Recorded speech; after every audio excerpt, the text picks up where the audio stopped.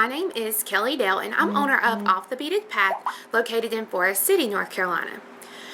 Today, I want to show you how to make a bracelet that goes with the earrings, the delightful drop earrings that I showed you last week.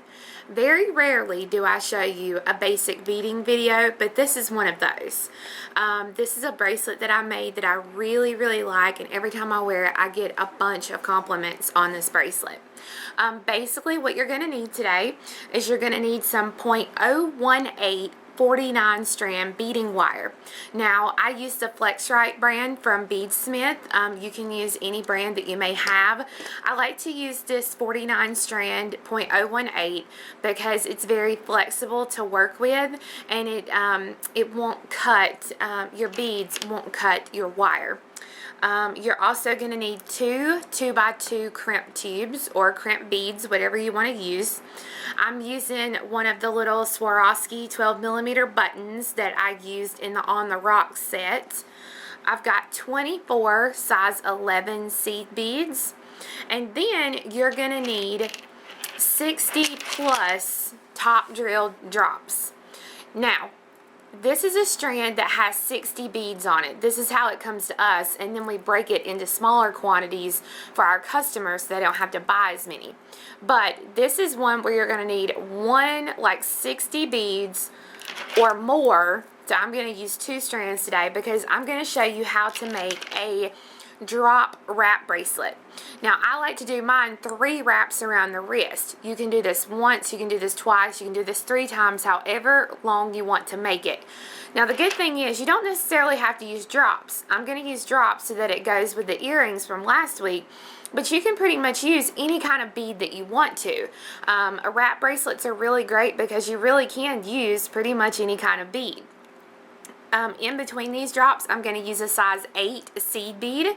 So that's basically what you'll need. The only tools that I'll be using today is a crimping plier and my cutters. So go ahead and get some materials together, and then we'll get started. The first thing I did is I went ahead and I threaded on for my wrist to go around 3 times, and I wear right at a 7 to a 7 1/4.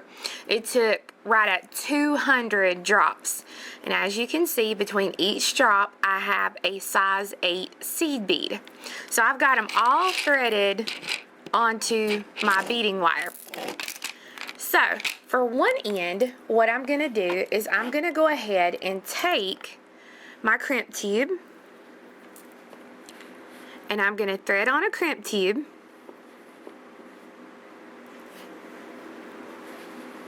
Then I want 2 to 3, however many you want, 11s, your button, and then 2 or 3 11s, however many you want to put on there. And once I've got those on there, I'm going to go back down through the crimp tube and pull the crimp tube all the way up to where the button is. I'm going to go ahead and use my crimping pliers. I'm going to put the crimp tube in the back hole first and press it, and then turn the indentation outward and put the crimp in the front hole and press it. Now, you can put a wire protector over this if you want to, but it's not a wire protector, I'm sorry, a crimp cover. But I find it's a little bit harder to get the crimp cover on with the seed beads there, so I don't worry about it. Now, go ahead and trim that little piece of thread, and then pull all your beads down to the end of the wire.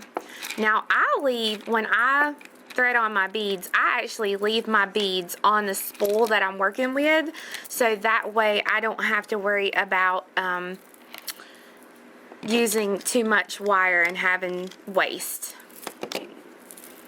So I've got all my beads down, and I'm going to go ahead now and trim the wire. You want to thread on your second crimp tube or crimp bead, whichever one, and then you want 24 size 11 seed beads. So you'll go ahead and thread on your 24 seed beads.